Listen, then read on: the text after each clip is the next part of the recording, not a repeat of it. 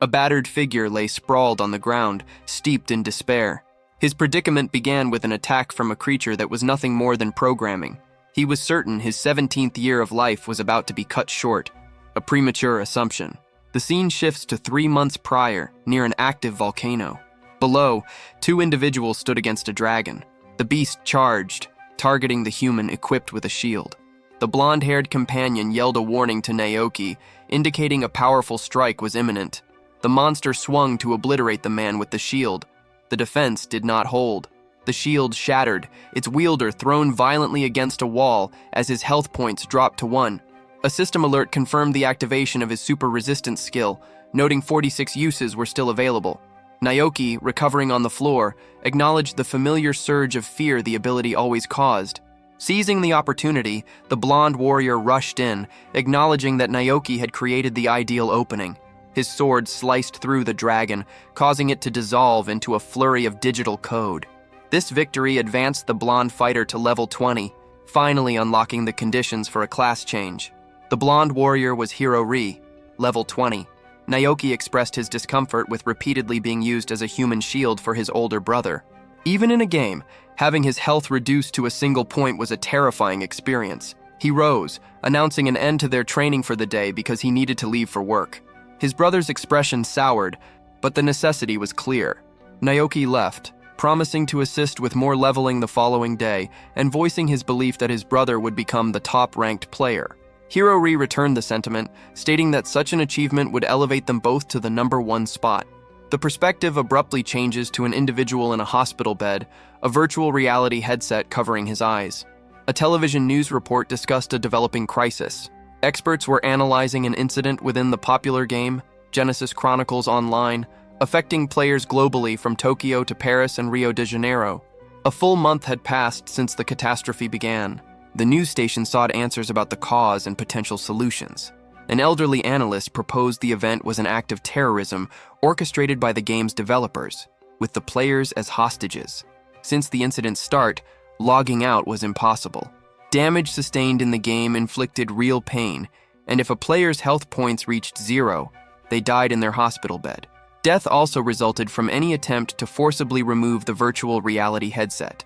Outside the hospital room, the protagonist stood with tightened fists, consumed by guilt. He blamed himself for the situation, as he had gifted the headset to his younger brother for his birthday.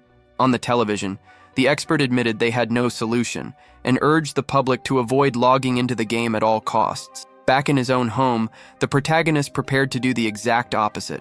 He understood that entering the game was a likely death sentence. Yet, he recalled all the time he had spent playing with Hiroki, who was now trapped inside. His brother's in-game avatar might have looked like an adult, but he was only a 12-year-old child. The thought of abandoning the boy to die alone was unbearable. He donned the VR headset, resolved to save him. In the present, screams cut through a forest. A heavy-set bunny girl and a dark-skinned human fled for their lives. The man stumbled over a rock, his body hitting the dirt hard. A corresponding twitch rattled his physical form in the hospital. Scrambling up, he cried out in terror, not wanting to die. As he glanced back, a massive wolf loomed over him, its tongue swiping past his head. The surrounding trees were filled with more of the beasts. The bunny girl trembled, overwhelmed by despair and the certainty of her demise. A game over in this world meant a real one in the hospital. The man's vital signs monitor went silent. Now it was her turn. Knowing escape was futile, she watched as 3 wolves lunged. From a distance, a figure with a shield charged onto the scene.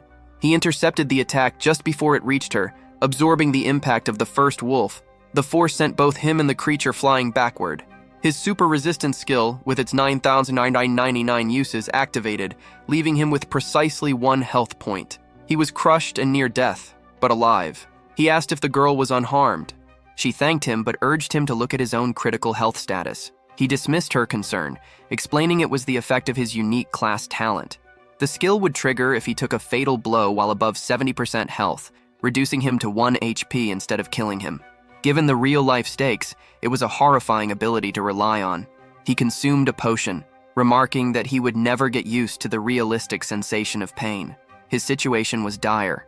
He had created this character solely to support his brother's leveling, and was consequently at a very low level himself. Locating and saving this girl had been a stroke of luck, as his brother was nowhere in the vicinity. He turned to her and announced his plan. He would create a diversion, and she was to run for the village. Once she gave her assent, he moved toward the bushes. A colossal creature stood before him, having already slaughtered all the wolves. His expression shifted to one of alarm. He identified the beast as a Jack Rex, a monster known to spawn randomly in the region, a hybrid of a jackal and a tyrannosaurus. He questioned the terrible timing of its appearance, certain that if it detected them, their chances of survival would plummet to 0. Predictably, the monster's gaze immediately swung in his direction. He dashed toward the bunny girl to shield her as the beast swiped a claw, narrowly missing them. The creature's attack patterns were completely unpredictable. It slammed its tail against a large rock, launching the boulder toward the pair and blocking their escape route. As Naoki looked back, the monster was already winding up for another tail strike. The attack appeared to land dead on, yet when the dust settled, the tanker remained on his feet. He had 1 health point, but he was alive. This was the 10,000th time his unique ability had activated, a running total of its uses. At that moment, Naoki understood a grim reality. No amount of healing potions could buy him enough time to create an escape from this foe. The situation was made worse by the complete lack of information about his brother's well-being. In a desperate, final act, he charged forward to strike the boss just as it lunged to bite him. His special skill triggered. After having his health drop to 1 for the 10,000th time, he had unlocked Desperate Soul. A strange energy flooded his body, and his hand began to radiate a golden light. The instant the monster's teeth made contact with his fist, the creature was annihilated, shattering into a billion digital fragments. The force of the impact carved a long trench through the landscape, and a red rain began to fall. He and the bunny girl stood there, baffled by the event. Staring at his own hand, he could not comprehend what had just occurred. The bunny girl questioned why he would hide such an incredible skill. He explained that its activation was a complete surprise. A new system window had appeared, granting him an ability he had never seen before. He examined the details of Desperate Soul in the system menu. When his HP fell to 1, the skill boosted his attack power to 99,999 for 3 minutes, after which it would return to normal. While immensely powerful, it was also incredibly risky. His survival talent only worked when his health was above 70%.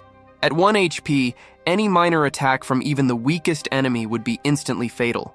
The bunny girl, able to see the shared system window, commented that she had never witnessed such a skill. Naoki explained that since he began playing, he had only ever assisted one person with leveling. This singular focus as a dedicated shield is why, despite his low level, he had blocked so many attacks and triggered his 1 HP ability thousands of times. He felt a surge of hope, believing this new power could help him find Hiroki.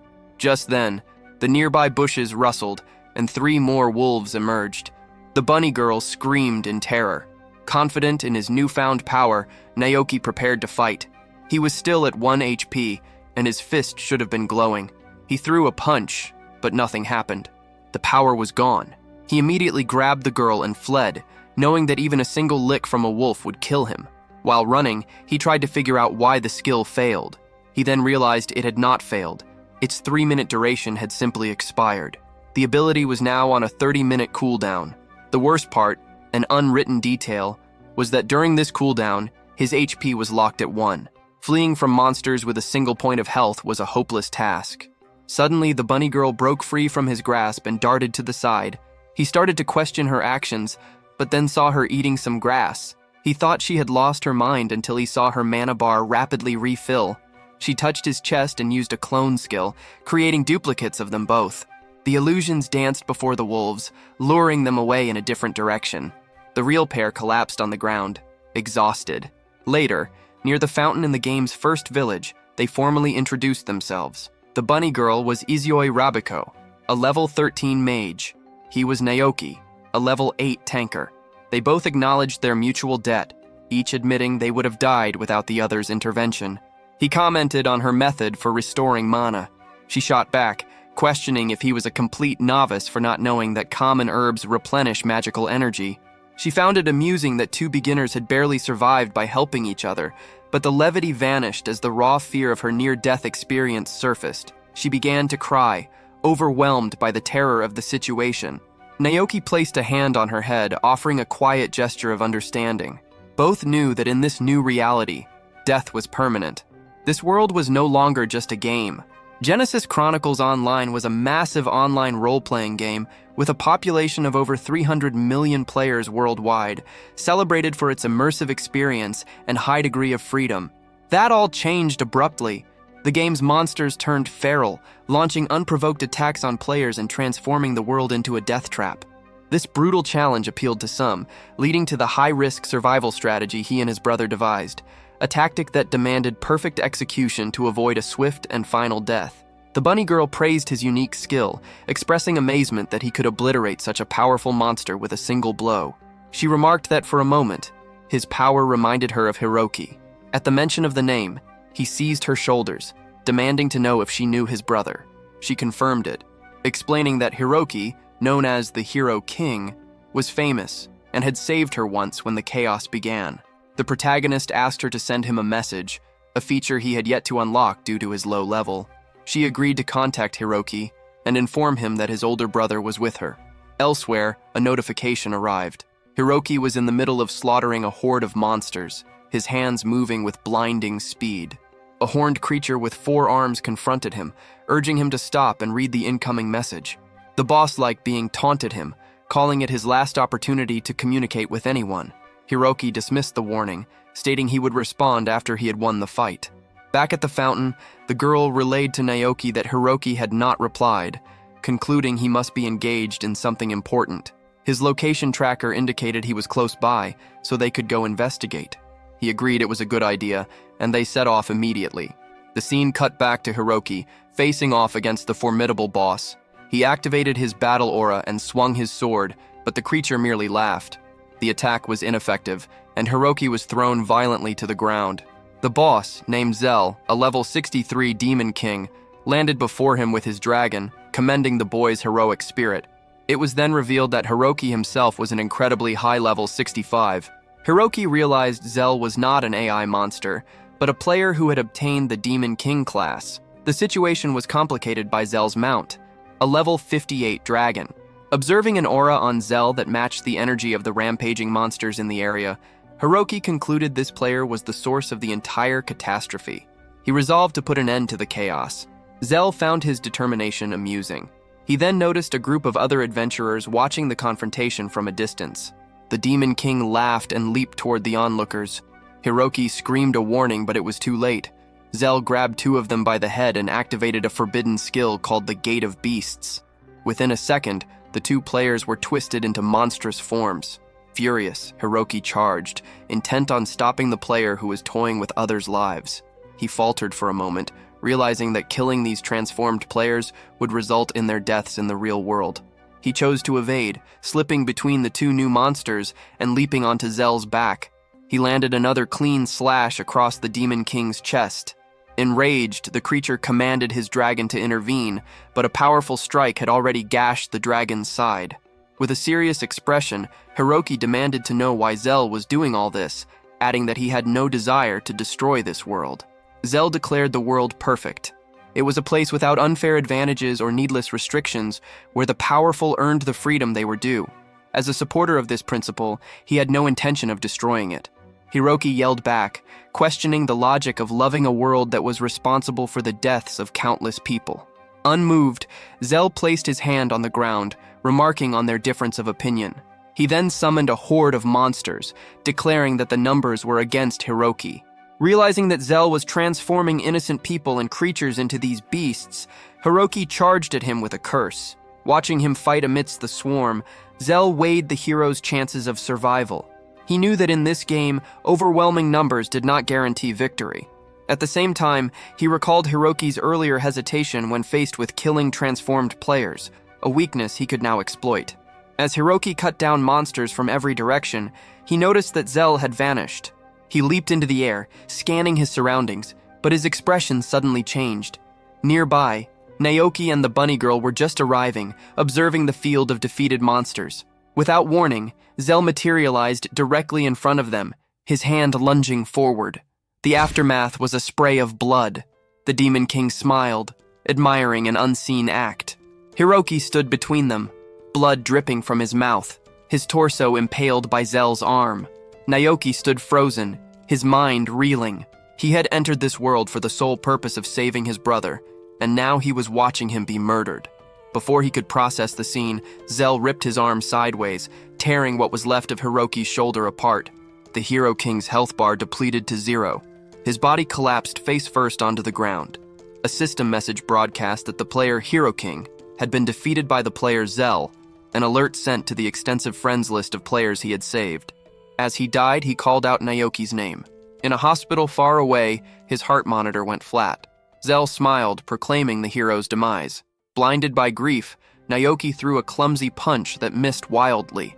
The demon laughed, asking if he was a friend of the fallen hero.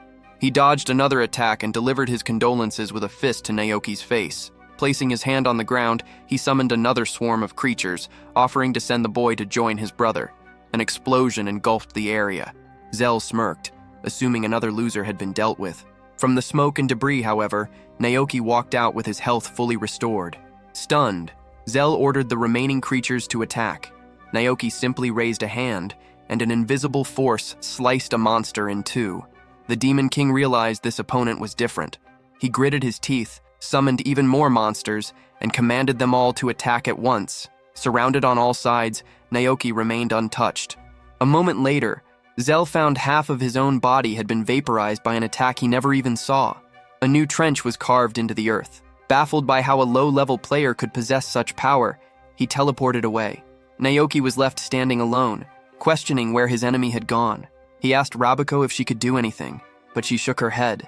She then pointed out that his desperate soul ability had already worn off. The 3-minute duration had seemingly vanished in an instant, likely consumed during the unseen annihilation of the monster horde. Izayoi stated that they stood no chance against an enemy like Zell without that power. Naoki slammed his fist onto the ground and screamed at the sky. In a different part of the forest, a wounded Zell, missing an arm, opened a communication window. He contacted an unknown individual, demanding to know what kind of attack he had just endured. He had never seen such a ridiculous skill and questioned if it was a cheat. The person on the other end replied that it was not. It was a secret talent called Desperate Soul. Zell insisted such an ability should be disabled, but the contact refused, stating they would not interfere with player skills. They added that Zell was the only one who could deal with the boy, reminding him that the target was not immortal. Zell agreed, affirming his belief that those who break the order of things must be eliminated. A flashback shows the starter village during the time Naoki first began helping his brother level up. He was struggling against a single goblin, finding the game much harder than he had anticipated. His brother pointed out that goblins were the weakest enemies, and that he should be capable of defeating one. Naoki complained that he had just installed the game and was still unfamiliar with the controls. His brother, understanding, leaped in and cleaved the goblin in half instantly. He then turned to Naoki, stressing that he needed to learn these skills if he ever hoped to save anyone. Back in the present, in that same village, Naoki sat brooding under a tree. The small bunny girl watched him with a sad expression. She remarked that a full week had passed with him in this state. He dismissed her attempts to console him, insisting that what happened was his responsibility. Staring at a tattered piece of his brother's cloak, he tormented himself with thoughts of what he could have done differently, from taking the game more seriously to never giving it to Hiroki in the first place. He was convinced that he was the one who had truly killed his brother. Izayoi moved closer and gave him a small hug. She told him not to blame himself, certain that Hiroki would not want that. She reminded him that his brother had loved the game more than anyone and had a natural heroic quality. She now understood that Hiroki's heroism was inspired by his older brother. While Naoki felt guilty for introducing him to the game, it was that very act that allowed Hiroki to save countless people. She insisted his brother would not want to see him consumed by grief. He needed to move forward, not by forgetting, but by carrying the memory with him. The words broke through his despair. Naoki wiped away his tears. He declared that his brother had loved this world, and for that reason, he would not allow it to be destroyed. Turning to the tree, he made a vow to the memory of his brother. He would protect everything Hiroki had cherished. He carved the hero's name into the bark, promising to help everyone in his place, and above all, to exact revenge on Zell. He would not let this be a simple death. From that moment, Naoki knew his first priority was to get stronger. Although he possessed the desperate soul skill, he needed to improve all his other stats. As a monkey charged at him, he focused on his goal to become as strong as, or even stronger than, Hiroki had been. He dodged an attack, recognizing the need to sharpen his combat instincts. The stronger he became, the more players he could protect. The monkey landed a solid blow, but from the smoke, Naoki emerged, activating a skill and leveling up to 13. As he trained, Izayoi would often run past, dragging a trail of low-level monkeys behind her. He quickly reached level 16. After each fight, he would immediately consume potions, driven to level up as quickly as possible to defeat Zell. He was keenly aware that Zell was also a player, and therefore also growing stronger at a much faster rate. Naoki had to be cautious of his skill's long cooldown period. Izayoi's method of attracting mobs, though chaotic, did help him farm experience more efficiently. She apologized for her fearfulness. Naoki advised her to use her magic more confidently, noting that her teleportation and clone abilities had strategic uses beyond just escaping. She explained that she learned those skills precisely because they were perfect for running away. She admitted that her cowardly nature was the reason her level remained so low after so much time in the game. Experience was only awarded for landing the final hit on an enemy. He told her not to worry, as he intended to fight Zell alone, giving her a blunt ultimatum: get stronger or stay out of the way. She balked at the idea of him going alone and insisted on leveling up to help. He suggested that better equipment might make her feel more secure. Looking at her simple clothes, she realized how unprotected she was, but admitted she had no money for armor. Finding a player with a blacksmith class was another problem, as they were rarely found in beginner areas. He told her they could at least try to find one in the village. A dwarf with a mark on his forehead overheard them and claimed to know a very good blacksmith. When they pressed him for details, he revealed it was only a rumor he had heard. The dwarf mentioned a name, Eltz. The word sent Izayoi into a state of excitement, and she asked if he meant the legendary blacksmith. Naoki had no idea who she was talking about. She explained that Eltz was the in-game persona of Tsubasa Yamaha, a real-world actress so famous that even Naoki recognized the name. Tsubasa was not just a movie star, but also a dedicated gamer, with a channel boasting over 1.2 million subscribers, renowned within the game as an unparalleled blacksmith.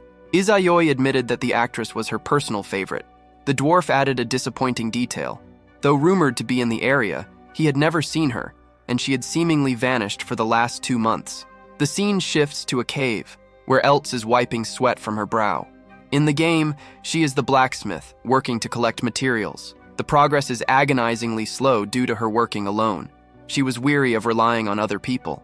Grabbing her pickaxe, she cemented her resolve to never again ask for assistance, a decision forged from a past betrayal where supposed friends had tried to exploit her. That experience created a deep-seated hatred of working in groups. Meanwhile, Naoki and the bunny girl were trekking through a forest, discussing their urgent need for new equipment and their mission to find the missing blacksmith. Izayoi voiced the obvious problem. How could they possibly find someone who had been gone for 2 months? As she spoke, movement in the branches above caught their attention. A massive spider was poised to attack. Izayoi trembled in fear, but Naoki stood his ground, preparing to take the first hit and activate his 1 HP survival skill.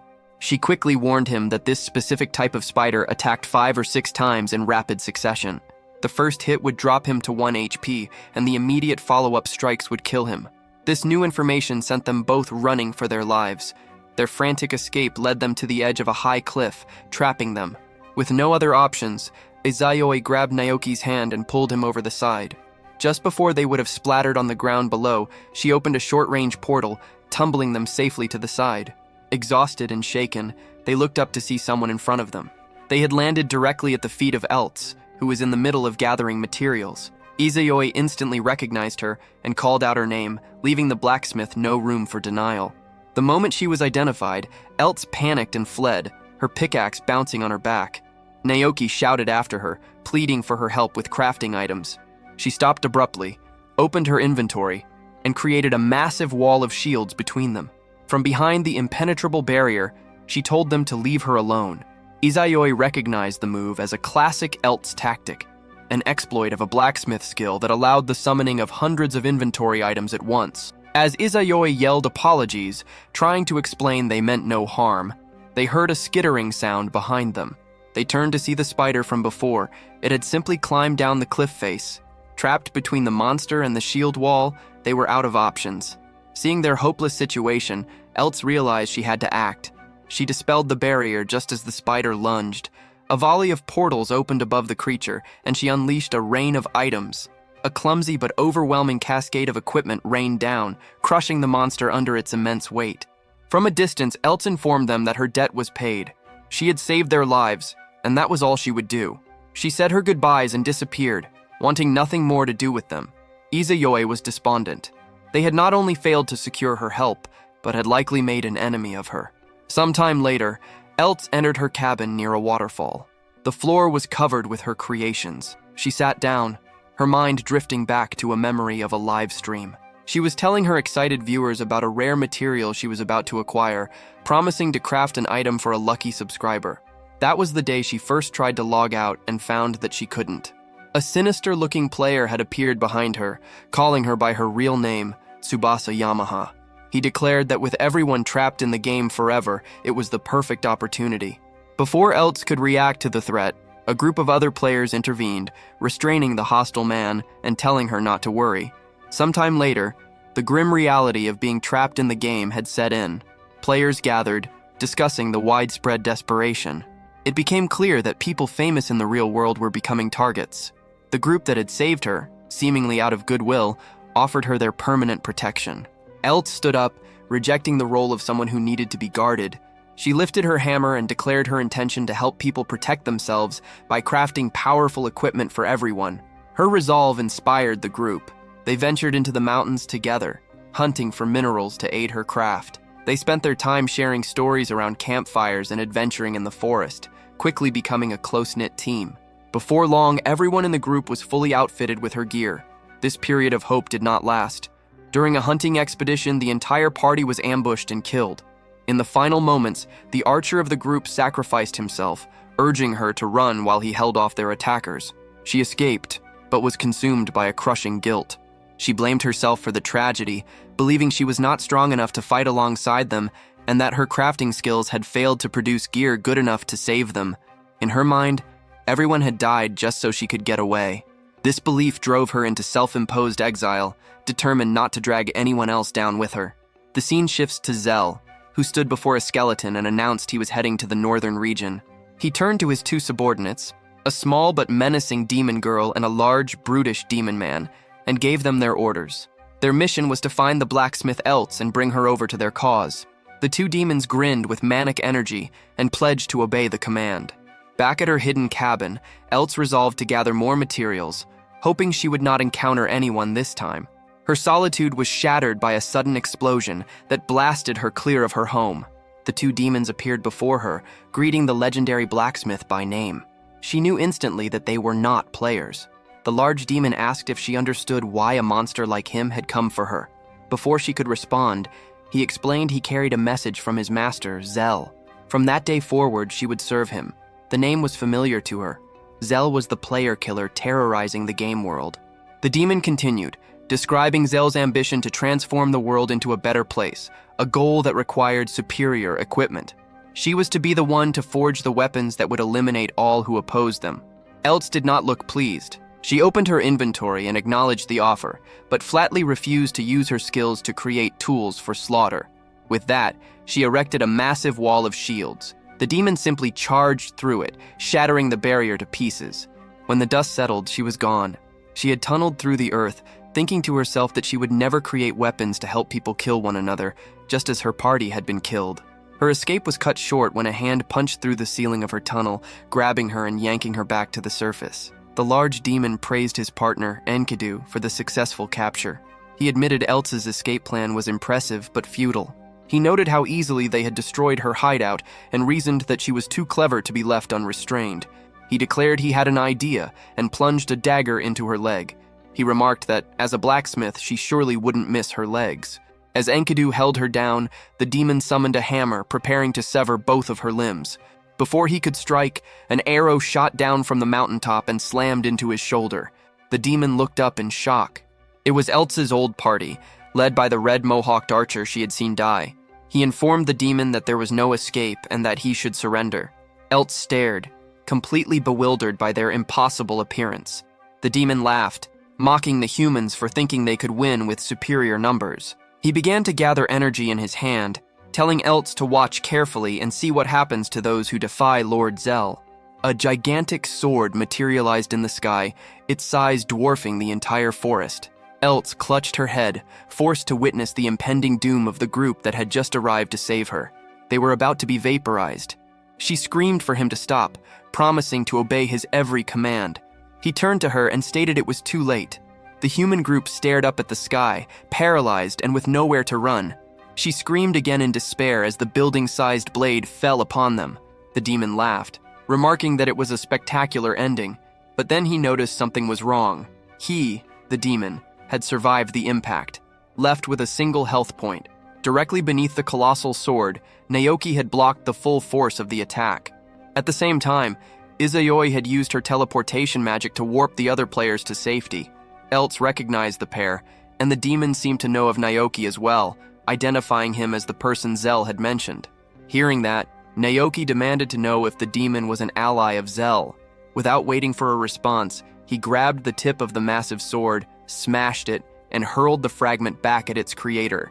The demon, since it was his own magic, simply flicked his finger and altered the projectile's trajectory. The large demon commented on Naoki's insane endurance for surviving such a blow, but assumed he was now exhausted.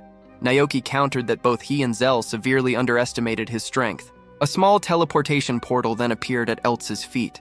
The two demons were confused, knowing the bunny girl's magic was limited to short distances. The buff demon then realized the truth. Naoki's earlier attack was not an attempt to harm them, but a feint to create a distraction, allowing Izayoi to get close.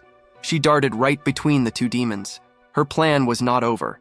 She teleported in a flash, kicked the smaller demon girl, Enkidu, in the back, and dropped her to the ground. In a rapid sequence, all three girls were teleported together to another location. Now free, Eltz also sprang into action, pulling out a dagger and stabbing one of the demons. Enkidu found herself thrown directly into the middle of the waiting human party. The Mohawk-wearing leader announced that the rescue mission was a success, revealing the coordinated plan. The large demon tried to pursue them, but Naoki nearly struck him in the head, reminding him that his opponent was right there. The demon looked forward to the reward Zell would give him for killing the boy. Meanwhile, the rest of the humans regrouped. The Mohawk leader gave Rabiko a potion to restore her mana. Eltz then asked him why he was there with those two. He explained that he had been secretly watching over her since she left the group.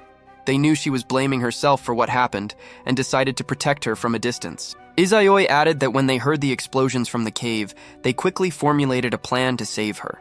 Eltz was overcome with emotion, asking why they would go so far for someone who had pushed them away. The red mohawked man then delivered a heartfelt declaration, stating that her kindness, her smile, and her very existence were a source of hope for them all. Moved by his words, she apologized for running away without an explanation. He told her it was fine, and that when the game finally ended, they would visit the graves of their fallen comrades together. Their reunion was cut short when Enkidu appeared before them. The humans tensed. Izayoi knew the danger they were in. Enkidu was a level 70 demon, and as one of Zell's servants, her attacks were notoriously unpredictable. Initially, the plan seemed easy because they had the advantage of surprise. Now, facing a direct confrontation, Izayoi's insecurity returned. She considered running away. Looking at the others, she felt they were strong enough without her. Her low level would only be a hindrance if she stayed. The thought of fleeing screamed at her as the most logical course of action. But then, her expression hardened. She refused. She was tired of always running. Up to that point, Izayoi Rabiko's life had been a series of evasions. In school, she assumed she would never get into a good university, so she put in minimal effort. At university, she convinced herself it was acceptable to fail a few subjects, so she let her studies slide. When it was time to find a job, she found interviews too intimidating and settled for simple, low-stakes work. Even then, the smallest excuse, like a light rain, was enough for her to skip a shift. Seeking an easy path, she tried game streaming but never managed to get more than 53 viewers. During one stream, she quit a horror game out of fear, apologizing to her audience.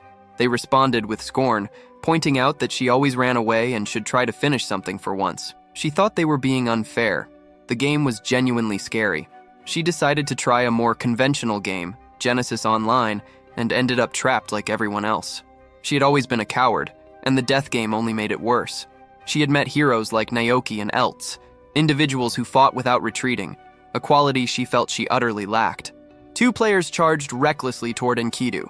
The Mohawk leader tried to warn them against attacking without a plan, but it was too late.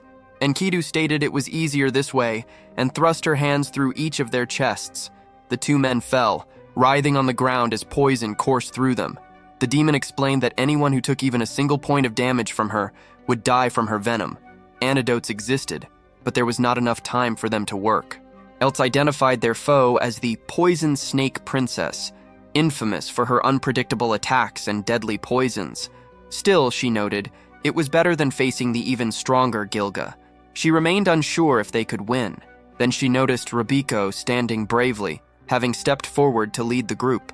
Enkidu stared her down. Rabiko raised a hand, then abruptly turned and sprinted away. Everyone was startled. The demon laughed at the pathetic but smart decision. It was a feint.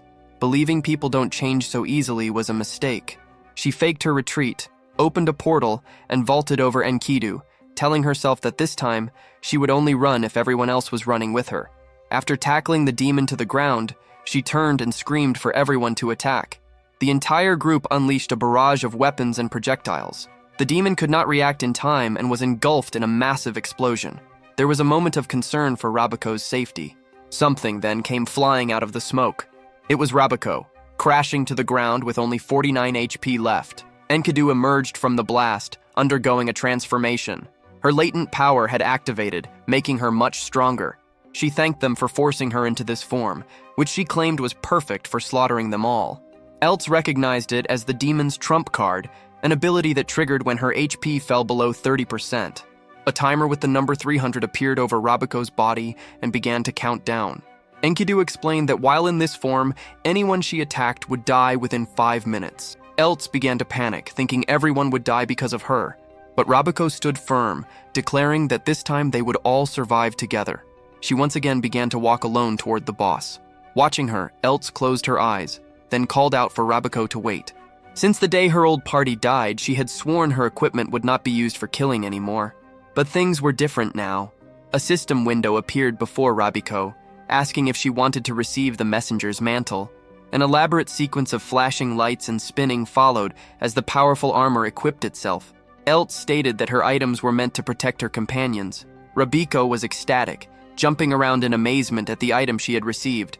The demon mocked them, saying it was good she had changed clothes for her own funeral, as she only had 248 seconds of life left. Rabiko tried to think of a plan while Eltz attempted to explain the armor's abilities, but Enkidu would not let them strategize. She charged straight at them.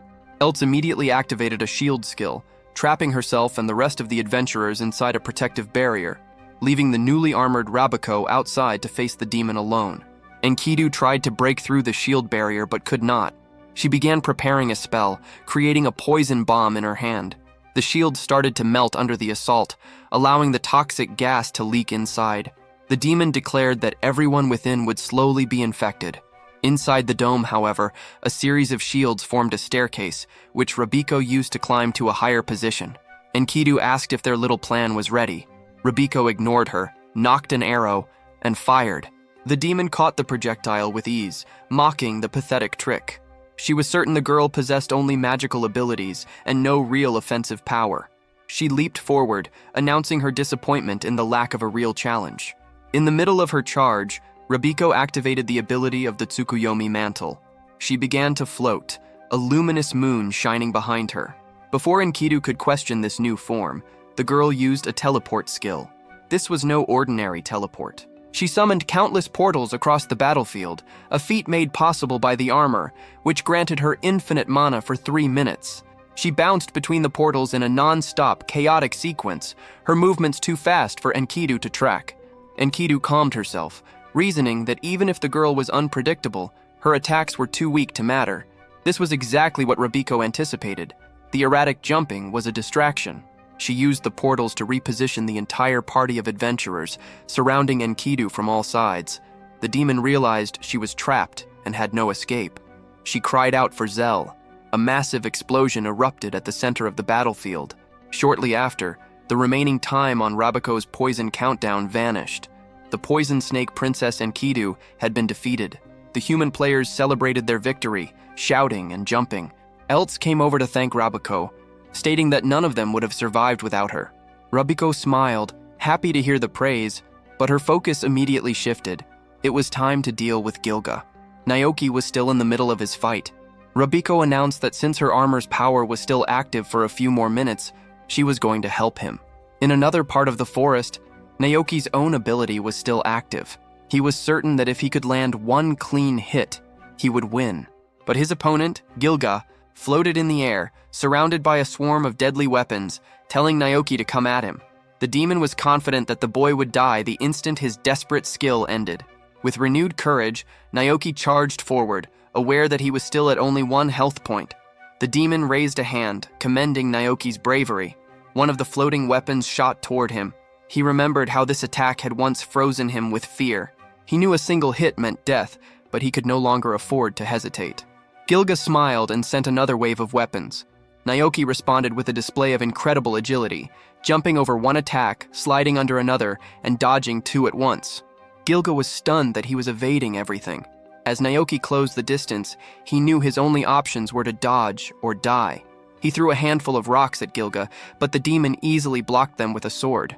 In that small moment of distraction, Naoki got behind him, aiming a blow directly at his head. Gilga grinned and summoned more weapons, trapping Naoki in an attack he could not possibly dodge. He realized he could not win this fight alone. Just then, Rabiko appeared, teleporting wildly. She dropped down next to Naoki and gave him a thumbs up. Gilga was confused, demanding to know what had happened to Enkidu. Rabiko coolly replied that she was defeated by the power of the moon. While the demon reeled from the news, he summoned even more weapons to attack them both. Rabiko stated she would not let that happen. She opened her portals, sucking all the weapons into them and sending them harmlessly into a void. Rabiko then told Naoki that her mana would remain infinite for at least 1 more minute. During that time, he did not need to worry. She would protect him. Naoki did not hesitate. The very next second, he charged forward. Gilga found the situation frustrating but was still certain he could not lose. It became easier for Naoki to dodge the attacks, but the risk remained absolute. He only needed to be hit once to die. Naoki was weaving from side to side, employing the same pattern they had used against Enkidu.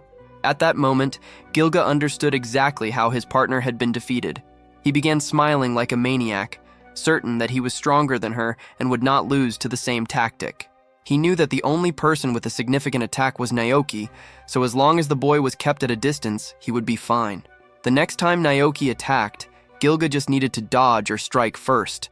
He tracked Naoki's movements closely until the protagonist appeared directly behind him. Gilga smiled, sure he had anticipated the move. He knew Naoki would feint and then attack from the rear. He spun around and stabbed with all his might, but the blade passed through a clone. The demon was completely baffled as the illusion waved at him. From Gilga's blind spot below, the real Naoki surged upward to deliver the final blow. He remembered his conversation with Rabiko. Combining her clones and teleportations created a deadly combination. The hit connected with Gilga's midsection. As with the others, a direct hit from this power caused the monster to evaporate into nothing. At the same time, the rest of the adventurers were running toward them. They arrived just in time to see the clouds part and the sun shine down on Naoki, standing victorious. General Gilga had been defeated, and Naoki leveled up. Elts could not believe that the two of them had managed to beat such a powerful creature on their own. Rabiko was waving happily to the group when the protagonist began walking away. He went straight to Elts and stood before her. He awkwardly apologized, admitting that he had neglected her feelings and how she must have felt after the demons killed his brother. At that, Rabiko blurted out that his brother was the hero king. Elts thought for a moment, then quietly stated that she did not want anyone else to go through the same thing. That was why they had to stop Zell. Naoki then made his request, acknowledging it was selfish but asking her to join them. Rabiko expressed skepticism that she would agree so easily, but he insisted that her strength would be a great asset to the team. He also pointed out that if she continued to wander alone, she would be hunted by Zell and would likely lose her life. Elts asked if he was truly sure he would not be defeated by Zell. The protagonist was confident. He guaranteed there was no way they would lose, and added that, in an emergency, Rabiko's escape skills could get them all to safety. Moved, Elts turned to the group of adventurers and announced that for now, she would travel with these two. Together, they would stop the Demon King. The mohawk-wearing man protested that it was too dangerous, but Eltz bowed her head, stating that things would not get better until Zell was defeated. With their help, she was sure they could do it. The mohawk guy looked at his group, who all agreed with her decision, and relented. He walked up to Naoki, acknowledged his strength, and asked him to protect Eltz. Naoki gave him a nod and shook his hand, promising that Eltz would be safe with him. Back at the waterfall, Eltz turned and said she was leaving. Everyone wished her a safe journey as the new group of 3 disappeared over the horizon. The mohawk guy asked the people on the ridge to watch over them. Something was indeed watching from above, but it was a demon spy. The information was relayed to Zell, who was disappointed. In the end, neither Enkidu nor Gilga had been of any use. He lamented that he could not count on anyone and would have to solve everything himself. He glanced to the side and asked for agreement from 2 humans and a figure dressed in red who stood atop the mountain. Back with Naoki's group, Rabiko threw something on the ground that created a wall of smoke. It was not a new ability, but an item Eltz had made that perfectly fit her style. If she combined it with her clones and teleportations, she could perform incredible feats of misdirection. The bunny girls celebrated, knowing how useful it would be. They had also given her a flashbang. One toss on the ground lit up the entire forest. She was emotional, rubbing the new items on her face, unable to express her gratitude. Eltz told her there was no need for such thanks, and Naoki reminded them it was time to move forward. They needed to remember that Zell was a player too, and he was still evolving. They needed a drastic method to strengthen themselves if they hoped to defeat him. Eltz understood the problem. As they considered provoking other players for experience, Rabiko opened the system menu to check the player rankings. Her expression suddenly changed, and she urged the others to look. A report detailed a recent battle that had involved the 3 Norse gods, a trio of players ranked among the top 10 strongest in the entire game.